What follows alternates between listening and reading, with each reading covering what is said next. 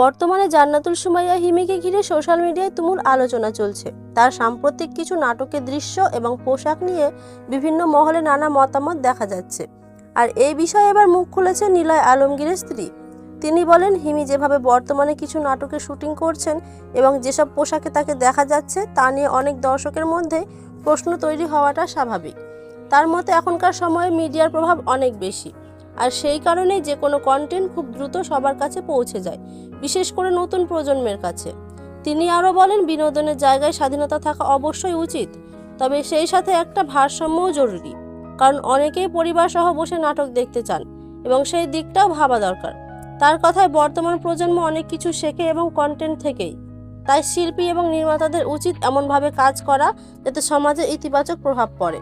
সবশেষে তিনি বলেন, সবকিছুরই একটা সীমা থাকা দরকার, যেখানে বিনোদন থাকবে আবার দায়িত্ববোধ বজায় থাকবে। আপনার কি মনে হয় এই ধরনের বিষয় নিয়ে আলোচনা হওয়া কি দরকার, নাকি এটা একান্তই ব্যক্তিগত পছন্দের বিষয়? আপনার মতামত অবশ্যই কমেন্টে জানাবেন।